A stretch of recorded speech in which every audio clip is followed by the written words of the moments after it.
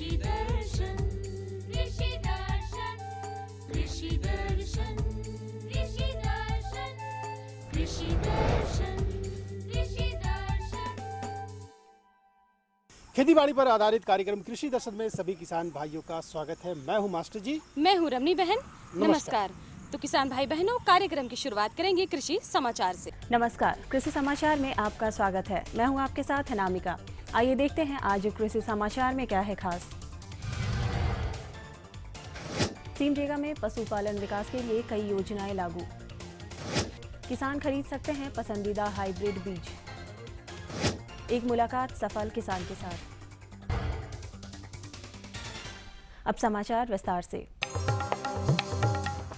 वित्तीय वर्ष 2014-15 में सिमडेगा जिला के पशुपालकों के लिए कई कल्याणकारी योजनाएं चलाई जा रही हैं, जिसमें बकरा प्रजनन इकाई वितरण योजना, बकरा कंपोजिट फार्मिंग, कुक्कुट विकास योजना, कुक्कुट कंपोजिट फार्मिंग, सूकर प्रजनन इकाई और सूकर कंपोजिट फार्मिंग शामिल है। इन सभी योजनाओं में 50% अनुदान की सुविधा उपलब्ध है, जबकि विधवा सम्मान योजना में 100% अनुदान। इन योजनाओं से लाभ लेने के इच्छुक पशुपालक 14 जुलाई से 13 अगस्त 2014 के बीच अपने प्रखंड या जिला पशुपालन पदाधिकारी के पास आवेदन दे सकते हैं। राज्य के कृषि निदेशक डॉक्टर के.पी. साहू के अनुसार राज्य के किसान अपने पसंद के हाइब्रिड बीज खरीद सकते हैं। राज्य सरकार की ओर से चयनित बीज कंपनियों से वे अनुदान राशि घटाकर बीज प्राप्त कर सकते हैं। इसके लिए उन्हें पूर्ण विवरण लिखे आवेदन पत्र के साथ बीज वितरण नीति 2011 के अनुसार जमीन संबंधित कागजात या पहचान पत्र की छाया प्रति बीज विक्रेता के पास जमा करना होगा।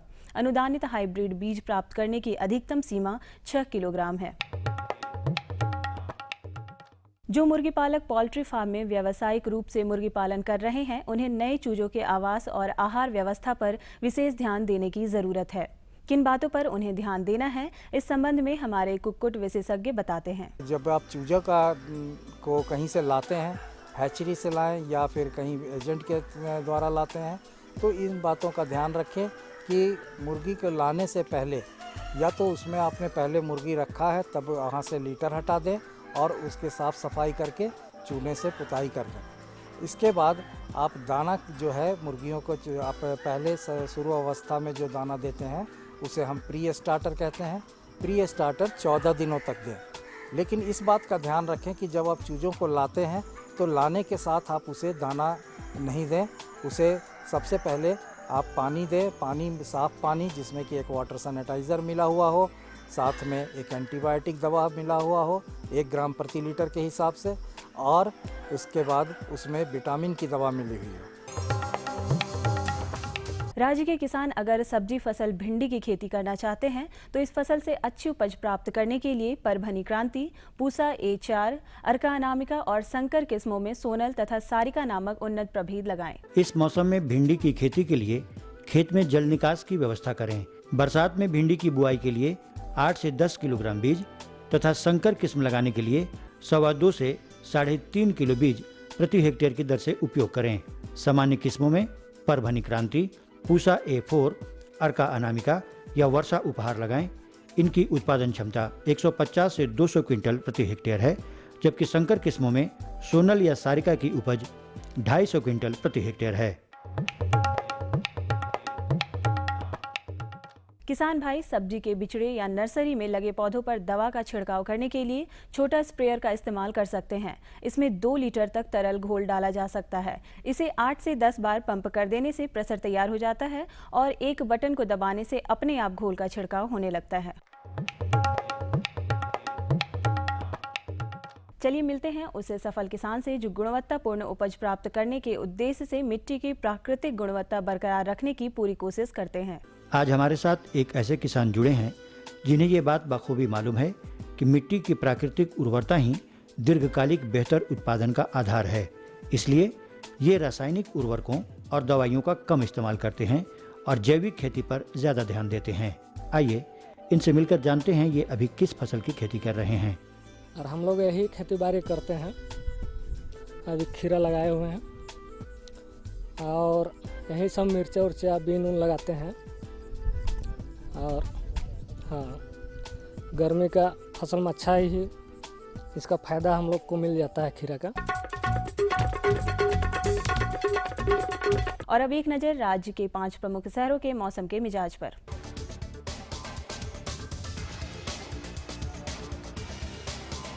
आज राज्य के 5 प्रमुख नगरों के अधिकतम और न्यूनतम तापमान कुछ इस प्रकार दर्ज किए गए।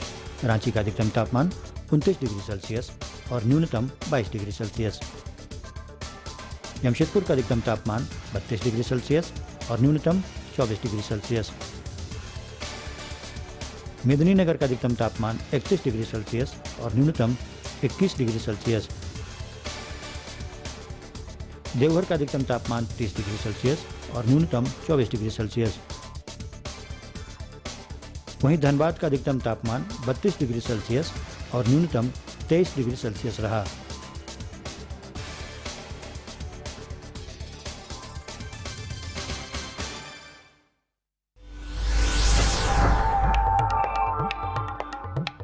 और अब मंडी भाव में आइए नजर डालते हैं अनाजों के भाव पर। आज कृषि उत्पाद बाजार समिति पंडरा रांची में विभिन्न खाद्यान्नों के थोक भाव कुछ इस प्रकार दर्ज किए गए।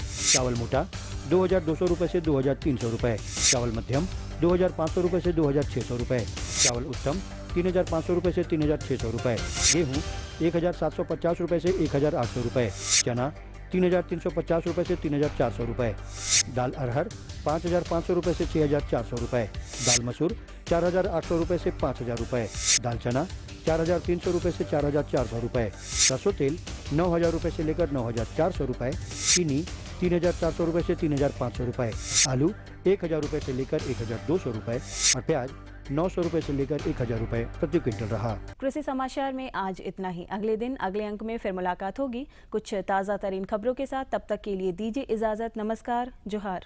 तो कृषि समाचार में किसान भाइयों, आपने देखा मौसम का मिजाज, मंडी भाव और कृषि से संबंधित ढेर सारी जानकारी। तो किसान भाई बहनों, कार्यक्रम में भी बहुत कुछ बाकी है, लेकिन यहाँ पर लेंगे एक छोटा सा विराम। ये लो और बताओ। बस। अरे ये क्या भैया जी, बस इतनी सी रासायनिक खाद? किसानी छोड़ रहे हो क्या? किसानी नहीं, नादानी छोड़ रहे हैं। मिट्टी की जांच कराई है। अब तो लालाजी जितनी जरूरत है उतने ही उर्वरक खेत में डालेंगे। हाँ, किसान भाई आज ही अपने जिले की नजदीकी भूमि परीक्षण प्रयोगशाला में मिट्टी की जांच जरूर करवाएं और मिट्टी में पोषक तत्व, नमी व पौधे के विकास को देखते हुए केवल जरूरत के अनुसार ही पोषक तत्व डालें। और हाँ, मिट्टी में गंधक, जस्ता, बोरोन जैसे सूक्ष्म पोषक तत्वों का पता लगाना भी न भूलें। उर्वरक और जैविक खाद के सही उपयोग से भूमि का उपजाऊपन बनाए रखें, उत्पादकता बढ़ाएं, खर्चा घटाएं और बहुमूल्य विदेशी मुद्रा बचाने में भी सहयोग दें। और हाँ, धीमी गति से नाइट्रोजन उपलब्ध कराने वाले उर्वरकों जैसे नीम लेपित यूरिया को प्राथमिकता दें और यूरिया का पत्तों पर छिड़काव करें। अरे वाह, तू तो सचमुच समझदार हो गया रे। अधिक जानकारी के लिए संपर्क करें जिला कृषि अधिकारी या किसान कॉल सेंटर। विराम के बाद एक बार फिर से सभी किसान भाई बहनों का स्वागत। तो मास्टर जी, आज आप हमारे किसान भाई बहनों के लिए कौन सी नई जानकारी लेकर आए हैं? अब जो मौसम है वो बरसात का मौसम है और बरसात में हमारे किसान भाई बहन जो है सब्जियां लगाते हैं। रमनी जी, देखिए, खेती बाड़ी तो लोग करते हैं, लेकिन अगर वैज्ञानिक तरीके से इसकी देखभाल की जाए, वैज्ञानिक तरीका अपनाया जाए, तो मुनाफा जो है ना वो 2 गुना 4 गुना हो सकता है। तो आज हमारा जो विषय ये है कि सब्जी की जो देखभाल है वो वैज्ञानिक विधि से कैसे करें, इसके बारे में हमारे विशेषज्ञ बैठे हैं।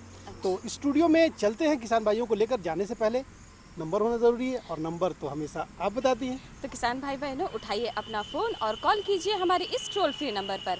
हमारा नंबर है 1800345651 और ये कॉल एकदम मुफ्त है। क्यों मास्टर जी? बिल्कुल, खर्चा कुछ नहीं और जानकारी लाख रुपए की। तो चलते हैं सीधा स्टूडियो। सफल देश, समृद्ध किसान, अगर हो खेती बाड़ी का समुचित ज्ञान। किसान भाइयों, जीवंत फोन इन के इस कार्यक्रम में आप सभी का बहुत बहुत स्वागत है। नमस्कार किसान भाइयों, जैसा कि अभी रमनी बहन और मास्टर जी ने आपको बताया कि आज हम बातचीत करेंगे बरसात के मौसम में सब्जी फसलों की देखभाल, और इस विषय पर हमारे साथ बातचीत करने के लिए हैं डॉक्टर ए के सिंह। आपका बहुत स्वागत है इस कार्यक्रम में। नमस्कार। नमस्कार, जोहार किसान भाइयों। किसान भाइयों, बरसात के मौसम में बहुत सारी सब्जियां आप लगाते हैं और इस विषय पर जो भी जानकारी चाहिए आप सीधे डॉक्टर साहब से पूछ सकते हैं।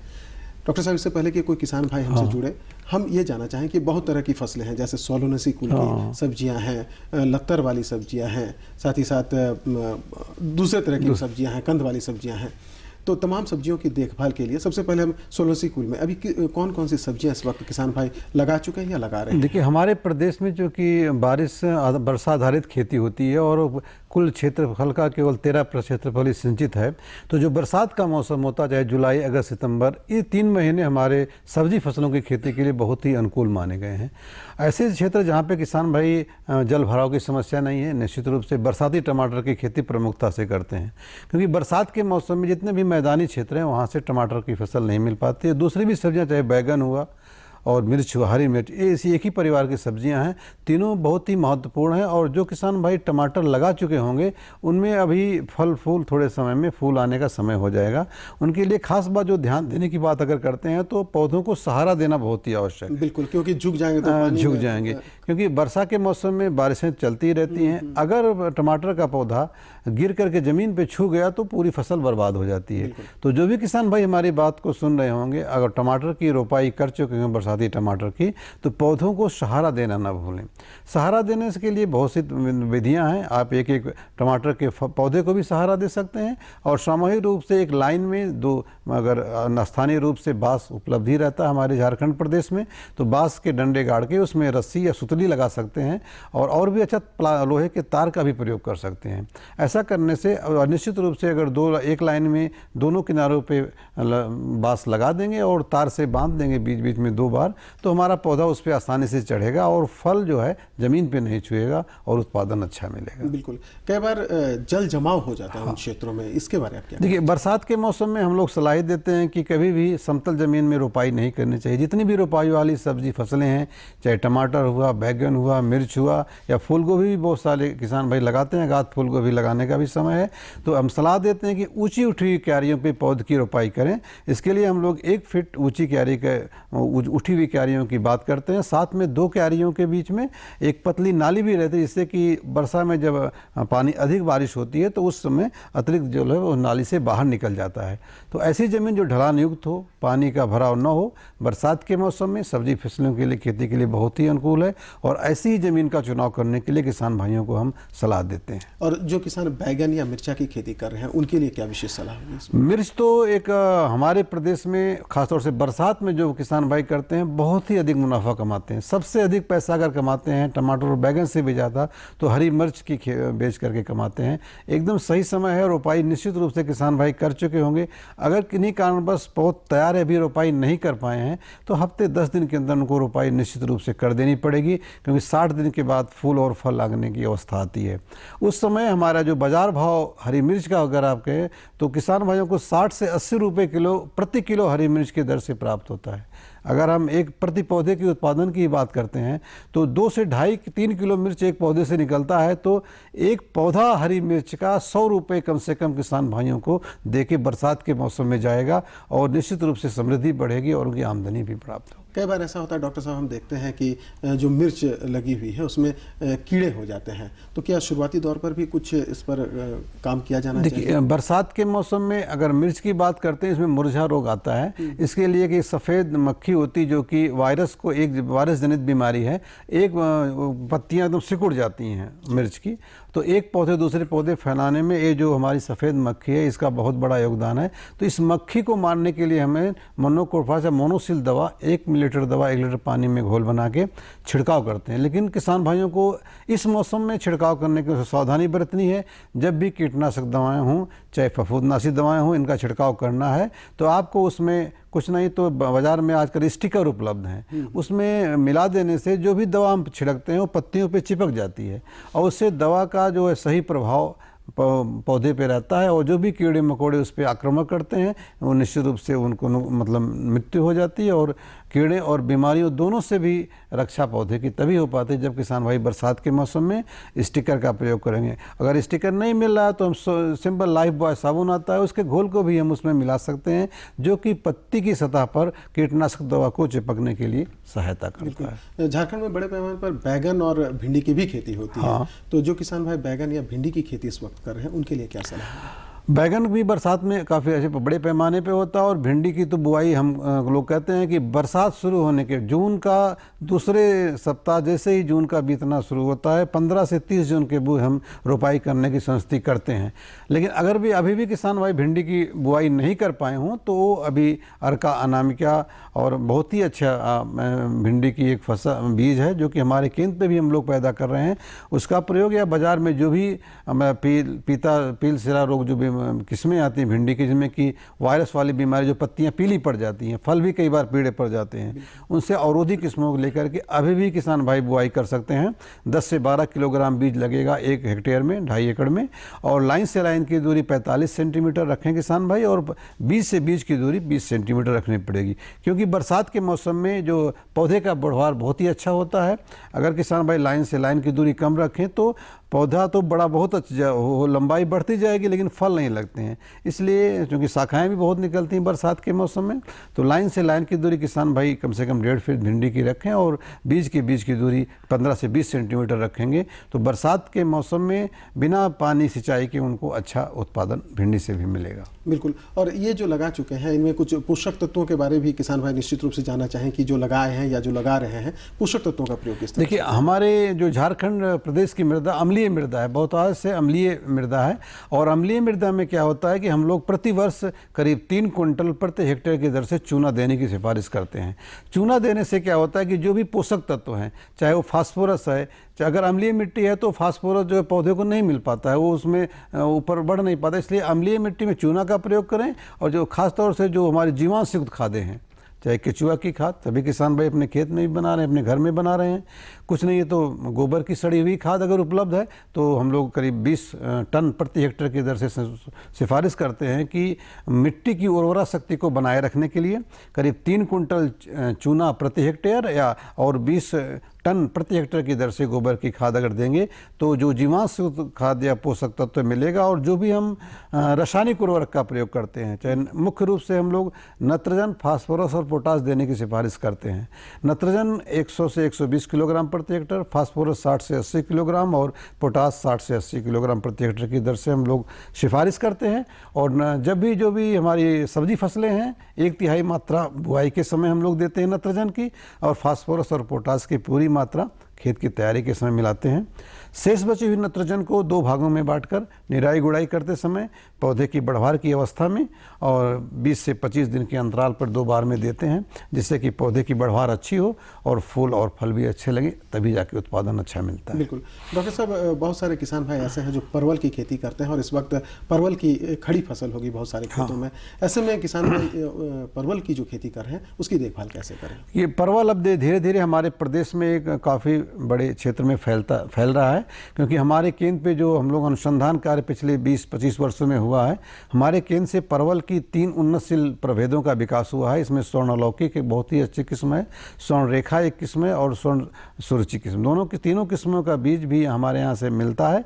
बीज के से परवल की रोपाई तो लतर से हम लोग करते हैं, बीज से लगाने पर बहुत सारे नर पौधे ज़्यादा निकल आते हैं। तो जो भी किसान भाई परवल की खेती करना चाहते हैं, अभी समय है, संपर्क करेंगे तो सितंबर में उसकी रोपाई भी होगी और परवल की फसल जो लगाए होंगे अभी खड़ी होगी, क्योंकि यही जो जुलाई अगस्त सितंबर का महीना होता है, परवल में 2 बार फल और फूल आते हैं। एक तो गर्मी के मौसम में अप्रैल से जून का वो पीरियड होता है, उस समय चूँकि हमारे प्रदेश में सिंचाई की उतनी अच्छी व्यवस्था नहीं है, असंचित क्षेत्रफल ज़्यादा है, तो अप्रैल से जून वाली फसल जो महीना है इसमें उतना उत्पादन किसान भाई नहीं ले पाते हैं। लेकिन जैसे ही मानसून की बरसात शुरू हो जाती है और 20-25 जून के बाद तो पौधा बहुत अच्छे बढ़वार उसमें आता है और बहुत अधिक संख्या में फूल और फल लगते हैं। तो यही जो जुलाई अगस्त सितंबर का महीना है, 3 महीनों में काफ़ी अच्छा उत्पादन परवल से मिलेगा किसान भाइयों को। समस्या एक ही आती है इसमें, एक फल की मक्खी है जो कि फल में आक्रमण करती है बरसात के मौसम में। उसकी रोकथाम के लिए हम लोग नोमेट एक फंदा बाज़ार में उपलब्ध है, हम लोग 10 बाई 10 मीटर के क्षेत्रफल में एक फंदा लगा देते हैं, तो जितने भी हमारे नर कीट हैं उसमें फंस जाते हैं। उसके पीछे हमारा उद्देश्य यही होता है कि प्रजनन को रोकना, और जब नर कीट अपने आप फंदे में फंस के मर जाएंगे तो हमारा मादा कीट का संख्या बढ़ नहीं पाएगी, तो फसल में जो फल की मक्खी का जो प्रकोप होता है वो कम हो जाता है प्राकृतिक रूप से। क्योंकि आजकल अभी हम लोग प्राकृतिक रूप से नियंत्रण की बात कर रहे हैं, क्योंकि बहुत सारे कीटनाशकों का हमारे मानव स्वास्थ्य पे बहुत ज़्यादा दुष्प्रभाव भी पड़ रहा है। तो अधिक से अधिक हम लोग प्राकृतिक नियंत्रण की तरफ ध्यान दे रहे हैं, जिससे कि उपज भी अच्छी मिले और जो आदमी को खाने के बाद जो बीमारियां तमाम तरह की होती हैं उससे भी उनको निजात मिल सके। इन्हीं सब बातों के रख के हम लोगों ने इनोवेट का जो है अनुमोदन किया है और अच्छा प्रभाव इसका देखा भी गया है। बिल्कुल, ये तो बात होगी प्रमुख जो हम सोलोनेसी कुल के पौधों की बात करते हैं। बहुत सारी ऐसी फसलें हैं जो लत्तर वाली हैं और बरसात में लत्तर वाली फसलों की भी बड़ी तादाद होती है। तो कौन कौन सी फसलें हैं जो इस वक्त किसान भाई लगा सकते हैं या लगा चुके हैं और क्या देखभाल करें? लत्तर वाली सब्जियों की जब हम बात करते हैं तो इसमें दलहनी सब्जियां भी इसी में आती हैं और बेल वाली सब्जियां जैसे कद्दू वर्गीय सब्जियां कहते हैं। तो दलहनी सब्जियों में तो मुख्य रूप से अभी हम लोग फ्रांस बीन की बात करते हैं। हमारे केंद्र से स्वर्ण एक ऐसी किस्म लता नाम की एक किस्म हम लोगों ने निकाला है फ्रांस बीन की, जो कि बरसात में भरपूर उत्पादन देती है। तो स्वर्ण लता का बीज किसान भाई लगा भी चुके हैं। अगर जो किसान भाई मेरी बात को सुन रहे हैं और उनके मन में आ रहा है कि दलहनी सब्जियों की खेती करें, तो स्वर्ण लता जो हमारी फ्रांस बीन है, पोल वाली फ्रांस बीन हम लोग बोलते हैं, इसको हम लोग सहारा दे के चढ़ाते हैं और फली उसी में लगती है। और ख़ासतौर से जब हम दलहनी सब्जियों की बात करते हैं तो हम लोग प्रोटीन या पोषण सुरक्षा अपने आप उससे जुड़ा हुआ एक विषय है, जो कि सब्जी हम लोग कहते हैं कि कम से कम 300 ग्राम सब्जी हर आदमी को प्रतिदिन अपने भोजन में लेना है। क्योंकि बरसात के मौसम में बहुत दिक्कत होती, सब्जियों की रेट भी बहुत ज़्यादा भग जाते हैं, क्योंकि हमारे बहुत सारे क्षेत्रफल में सब्जी का उत्पादन नहीं हो पाता है बारिश के कारण। वो हम लोग हमारे प्रदेश में किसान भाई कर सकते हैं। तो स्वर्णलता की अभी भी बुआई कर सकते हैं और उसका बीज भी हमारे यहाँ उपलब्ध है। इसके अलावा सेम की बात करते हैं, सेम भी बहुत ही प्रोटीन वाली पोषक युक्त एक सब्जी है। स्वर्ण उत्कृष्ट नाम की किस्म हम लोगों ने विकसित किया है अपने बागवानी अनुसंधान केंद्र प्लांडू रांची से। वहाँ से किसान भाई स्वर्ण उत्कृष्ट का बीज भी लेके लगा सकते हैं और इतना अच्छी फली उसमें निकलती है। हम लोगों ने 400 क्विंटल प्रति हेक्टेयर तक उसमें स्वर्ण उत्कृष्ट जो हमारी सेम की एक किस्म है, हम लोगों ने पाया है कि बरसात के मौसम में और वो जाड़े के आसपास तक तुड़ाई उसमें होती रहती है। तो इन दो दलहनी सब्जियों का भी बुआई किसान भाई कर सकते हैं। अब बात आती है लतर वाली सब्जियां, कद्दू वर्गीय सब्जियों में, क्योंकि गर्मी और बरसात दोनों मौसम में कद्दू वर्गीय सब्जियों की खेती करते हैं। लेकिन एक तरबूजा और खरबूजा जो कि केवल गर्मी में ही खेती होती है उसकी, बाकी चाहे खीरा की बात करें, नेनुआ की बात करें, झिंगी की बात करें, कोहड़ा की बात करें, करेला की बात करें, इन सभी की सब्जी हम लोग खेती हम लोग बरसात के मौसम में भी कर सकते हैं। तो अगर सबसे पहले हम किसान भाइयों की किस्मों के बारे में बता दें, क्योंकि अगर हमारे किसान भाइयों को उन्नत किस्में मिल गई तो निश्चित रूप से वो बाकी काम अपने आप कर लेते हैं। खीरा में हमारे केंद्र से स्वर्ण शीतल और बहुत ही अच्छी किस्म हम लोग निकाला और स्वर्ण नगेती, दो किस्में खीरे की बहुत ही अच्छी हैं। अगर झिंगी की बात करेंगे, स्वर्ण प्रभा नाम की झिंगी की बहुत ही अच्छी किस्म निकली है। और दूसरी तरफ खीरा के अलावा करेला की भी संस्कृति करते हैं, अर्का हरित और लौकी में अर्का बहार, दोनों किस्में लौकी और खीरा की बहुत ही अच्छी किस्म है। इनका बीज किसान भाई हमारे यहाँ से ले सकते हैं।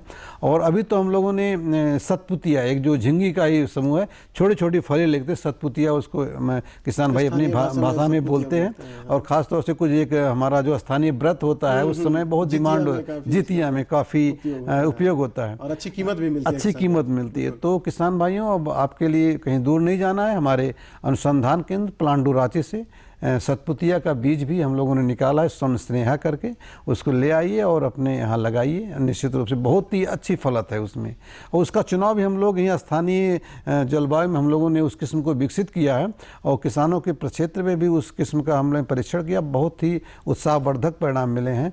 300 से 400 क्विंटल तक की उपज इसमें प्रति हेक्टेयर पाई गई है। डॉक्टर साहब, जो अभी बरसात का मौसम है, इसमें बहुत तरह के रोग लग सकते हैं। हाँ। कुछ जो लतेदार सब्जियां हैं, कई तरह के कीड़े लग सकते हैं। तो बहुत सारे किसान भाई जो लगा चुके हैं, वो बचाव के लिए क्या करें? देखिए, इसमें हमारी जो लतर वाली सब्जियां, इसमें एक तो जैसे ही बुआई करते हैं किसान भाई, एक लाल कीड़ा आता है, वो कद्दू का लाल कीड़ा उसको हम लोग बोलते हैं। जैसे ही पत्ती में 3-4 बीज अंकुरण के तुरंत बाद वो आक्रमण करता है। उसके लिए हम लोग मैलाथियन तो अभी बंद हो गया, हम लोग मोनोकोटोफास दवा के छिड़काव की सिफारिश करते हैं। मात्र 1.5 से 2 मिलीलीटर दवा को अगर 1 लीटर घोल बना के किसान भाई छिड़काव करेंगे तो कद्दू का लाल कीड़ा अपने आप इसका नियंत्रण हो जाता है। इसके अलावा जो हम दूसरी फल मक्खी का प्रकोप मैंने बताया, वो जितने भी हमारी कद्दू वर्गीय सब्जियां हैं, फल मक्खी का प्रयोग जो बरसात के मौसम में होता है। बीमारियों में पाउडरी मिल्ड्यू एक फफूंद जनित बीमारी है, उसके रोकथाम के लिए हम लोग मैनकोजेब नाम की दवा की सिफारिश करते हैं। 2 से 2.5 ग्राम दवा 1 लीटर पानी में घोल बना के अगर किसान भाई 10 से 15 दिन के अंतराल पे छिड़काव करेंगे तो जितने भी फफूंद जनित बीमारियां हमारी कद्दू वर्गीय सब्जियों पे, इनसे उनको निजात मिलेगी और उपज भी अच्छी प्राप्त होगी। बिल्कुल। इसमें एक और चीज़ हम जोड़ना चाहेंगे डॉक्टर साहब, जैसे अभी बारिश का मौसम है, जो कीटनाशकों का उपयोग करते हैं किसान भाई, तो उसका किस तरह से उपयोग करें ताकि वो बना रहे, क्योंकि बरसात का मौसम है, बारिश होगी, धुलकर साफ हो जाएगा तो बहुत लाभ नहीं मिल पाएगा पौधों को। देखिए, जब भी हम कीटनाशक दवाओं की बात करते हैं सबसे पहले हम करते हैं उनके छिड़काव में सावधानी। प्राय हम लोग देते हैं किसान भाई कोई सावधानी नहीं बरते। हम लोगों सिफारिश करते हैं कि बाजार में जो भी हमारा मास्क है, मुंह पे मास्क को लगा के छिड़काव करें। एक ड्रेस बनाया आता है प्लास, उसको एप्रन को पहन के छिड़काव करेंगे। और हमेशा छिड़काव जो है हवा की दिशा में, विपरीत दिशा में नहीं करना चाहिए, नहीं तो दवा उड़ करके उनके शरीर पे आ जाती है और पौधे में नहीं फैल पाती। भी प्रयोग करना। हाँ, मैंने पहले भी बताया कि बरसात के मौसम में स्टिकर बाजार में उपलब्ध हैं। अगर कुछ नहीं है उनको मिलता है तो घर में जो साधारण सोप साबुन है, लाइफ बॉय का प्रयोग कर सकते हैं। उससे क्या होता है, घोल बना के उसमें डालने से एक चिपचिपापन आ जाता है और पत्ते की सतह पे जो भी हम लोग कीटनाशक दवा चाहे फफूंदनाशी दवा हो, वो पत्ते की सतह पे चिपक जाती है और उसका प्रभाव लंबे समय तक पड़ता है। नहीं तो होता क्या है कि आज हमने छिड़काव किया, कल बारिश हो गई या रात में बारिश हो गई तो पैसे की बर्बादी हुई और उसका कोई प्रभाव उपयोग भी नहीं हो पाता। तो ये अंतराल कितना होना चाहिए? देखिए, अगर किसान भाई स्टिकर का प्रयोग करेंगे तो सबसे पहले तो मैं बता दूं, जब भी सब्जी फसलों पे कोई भी कीटनाशक या फफूंदनाशी दवा का प्रयोग करें, दवा के प्रयोग के कम से कम 7 से 10 दिन के बाद ही तुड़ाई करना चाहिए। अगर लगा आक्रमण हो रहा तो जो भी उपलब्ध हमारी उस पर फल या लगे हुए हैं उनकी तुड़ाई कर लें, उसके बाद छिड़काव करें, जिससे कि अगली तुड़ाई का समय 8 से 10 दिन के बाद ही आए। तो उससे जब इतना समय मिल जाता है तो जो भी उसका हमारे कीटनाशक का दुष्प्रभाव होता है वो हमारे स्वास्थ्य पे नहीं पड़ता है। बिल्कुल। क्योंकि अगर हम अनाज वाली दलहनी सब्जी या तिलहन वाले फसल की बात करते हैं, इसमें तो एक बार जब फल पकती तभी उसकी तुड़ाई या निकाई की जाती है। लेकिन सब्जियों में क्या होता है, एक निश्चित अंतराल पे तुड़ाई होती रहती है और हम उसको खाते रहते हैं। तो जो भी हमारे जितने भी कीटनाशक हैं उनका प्रयोग तभी किसान भाई करें जो एक निश्चित अंतराल पे करना। तुड़ाई की बात करेंगे तो दोनों तरफ से फायदा होगा, स्वास्थ्य के लिए भी फायदा है और नुकसान के कीड़े भी मरेंगे। बिल्कुल। डॉक्टर साहब, कंद वाली फसलें भी बहुत सारी हैं जिसमें अदरक शामिल है, शकरकंद शामिल है, हल्दी शामिल है।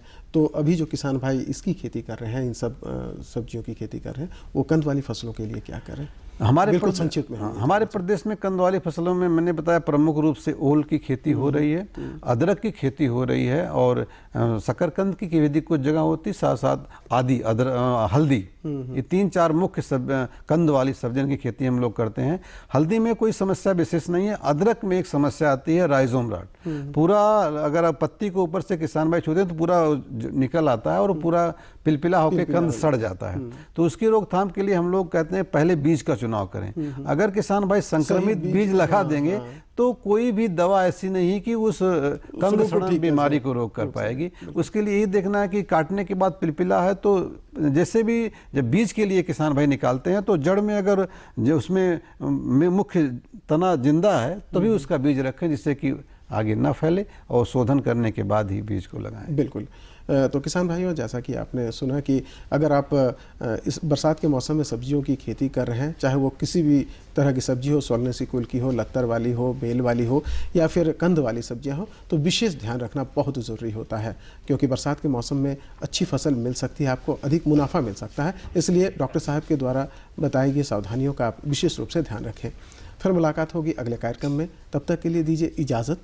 नमस्कार, जोहार। डॉक्टर साहब, आपको भी जोहार। नमस्कार, जोहार किसान भाई।